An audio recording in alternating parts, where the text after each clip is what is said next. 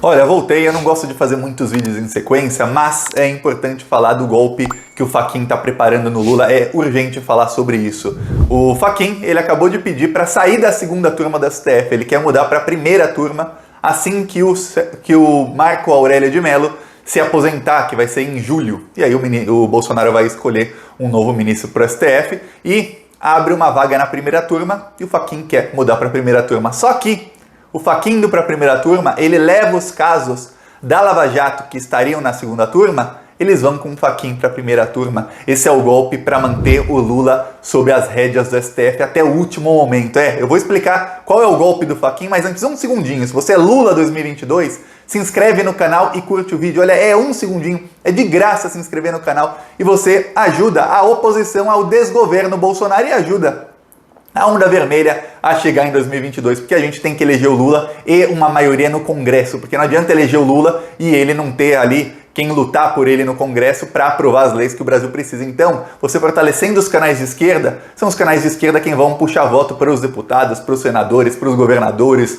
do PT. E agora vamos falar sobre o golpe do Fachin. Olha só, o Fachin, ele está planejando o seguinte, o Fachin, o julgamento de hoje, o Fachin deu voto, está 1-0, ele deu o voto que foi o mesmo voto que ele deu da decisão de 8 de março, que é para que os processos do Lula sejam anulados e enviados para a Justiça de Brasília. Tá.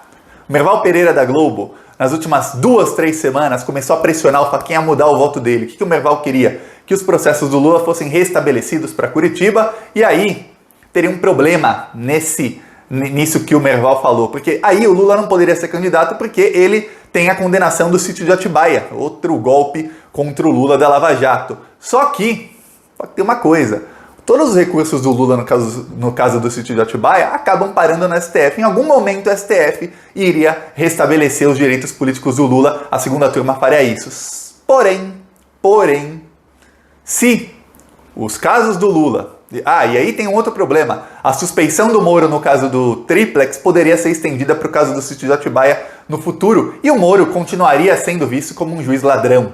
Porém, se o Fachin não muda o voto dele, se ele mantém as condenações do Lula, os processos contra o Lula lá na Justiça de Brasília, e o Lula continua podendo ser candidato e continua tudo como está hoje, aí há a possibilidade do plenário do STF anular a suspeição do Moro. Assim o Moro não fica visto como um juiz ladrão e o Moro pode se safar na justiça lá na frente. Não vai ter que pagar indenização milionária para o Lula, vale milhões, uma decisão do STF que anule a suspeição do Moro. Além disso, a suspeição do Moro sendo aprovada na segunda turma, como foi, corre um risco muito grande, assim, 90% de chance, depende do regimento interno do STF e tudo mais, mas todo mundo já falou nisso, de que o Gilmar Mendes vira o relator natural de todos os casos de pedidos de suspeição do Sérgio Moro. Quer dizer, aí quando outros réus da Lava Jato disserem, opa, olha aqui, mensagem da Operação Spoofing disse que o Moro e o Dallagnol estavam grampeando meu advogado, o Moro é suspeito.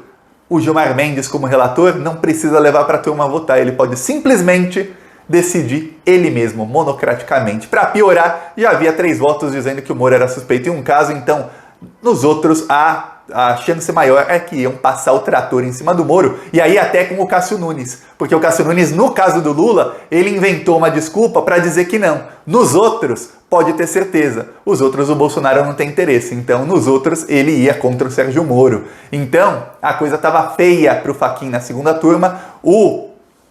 O Gilmar Mendes teria um poder muito grande de bater na Lava Jato, e a gente sabe que o Gilmar Mendes só quer bater na Lava Jato. Aí o que acontece? O Fachin fala, não, eu quero ir para a primeira turma. Assim, ele leva todos os casos da Lava Jato para a primeira turma da STF. Aí você pergunta, mas Thiago, quem está na primeira turma da STF? Olha só quem está lá. Tá, Barroso, aquele que é amigo, que teve conversas encontros fortuitos com o Deltan Dallagnol, que chamava o Deltan para reuniões secretas na casa dele, reuniões íntimas só com amigos mais íntimos. Esse Barroso, amigão do Deltan Dallagnol, lavajatista, tá lá. A Rosa Weber, ela era chefe do Sérgio Moro. O Sérgio Moro foi assessor da Rosa Weber, até falei isso aqui faz 2-3 dias. Aí tá lá a Rosa Weber na primeira turma e o próprio Fachin, já são 3 votos lavajatistas na primeira turma, eles já ganhariam de qualquer um. Só que, tá lá o Alexandre de Moraes, que depende do caso ele vai ser neutro, depende do caso não, e o Dias Toffoli seria sempre voto vencido. Só que daqui 1 ano e meio abre a vaga da presidência do STF. Eu não sei quem é o próximo presidente, mas não é o Barroso e o Fux volta para a primeira turma. Aí ficam só lavajatistas na primeira turma, exatamente em processo eleitoral, que é quando o que vai acontecer? Os processos do Lula lá em Brasília vão começar a tentar bater no Lula para tirar o Lula da eleição ou para criar factoides contra o Lula em véspera de eleição e cair tudo pro STF decidir. Quem vai decidir? Fachin, Fux, Rosa Weber, esses aí. Aí, ó, Barroso, esses anti-lavajatistas. Esse é o golpe que o Fachin está tentando dar no Lula. Então é muito importante a gente começar a denunciar esse golpe, porque a Lava Jato quer fazer o quê? Não a Lava Jato, o STF, talvez o STF, mas isso é uma coisa dos lavajatistas. Eles querem deixar o Lula sempre sob as rédeas dele, sempre sob ameaça. Assim, eu não acredito que vão conseguir barrar a candidatura do Lula.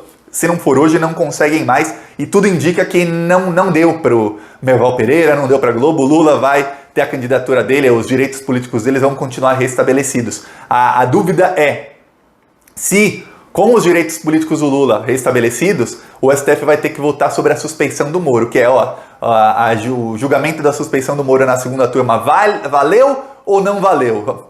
Isso é ridículo porque, veja bem, decisões da segunda turma valem o mesmo que decisões do plenário. É a primeira vez, é o primeiro caso que o plenário vai revisar a decisão de uma turma. É o primeiro caso por quê? Porque um dos membros do processo, e o Lewandowski falou isso ontem direitinho, e ele e o Gilmar Mendes, eles anunciaram o golpe do Fachin, que é o quê? É fazer, pela primeira vez na história, levar esse caso ao plenário para fazer com que o Moro seja inocentado daquele julgamento, para livrar o Moro da prisão. Para livrar o Moro da prisão, veja bem, o STF tem que manter a anulação das condenações do Lula, porque senão não tem por que julgar a suspeição do Moro se as condenações do Lula, as anulações das condenações do Lula não forem mantidas. Por quê? Porque o Lula, vamos supor, o Fachin falou, os processos do Lula aqui não valiam para ser em Curitiba, tem que ser em Brasília. Tá, então por que a gente vai votar? Esse é o argumento deles. Por que a gente vai votar a suspeição do Moro se o processo já foi para Brasília? Deixa esse caso. Na minha decisão primária, porque a decisão do Fachin primária falava qualquer recurso, habeas corpus nesse processo não vale mais. Aí o Fachin diz, na minha decisão primária eu falei que isso não valia mais. A gente tem que seguir a minha decisão primária. E eles vão votar se seguem aquilo ou não. Olha, é incrível como eles não param de tentar golpes no Lula. A Lava Jato não se dá por vencida. É isso, volto quando tivermos o resultado. Quem gostou, curte, compartilha, se inscreve no canal. E quem quiser ajudar os carros de som, nesse vídeo eu não mostrei porque eu vim correndo para gravar, mas quem quiser ajudar, embaixo do vídeo tem o botão Seja Membro. No primeiro comentário tem o Pix, PicPay e o Apoia. Falou!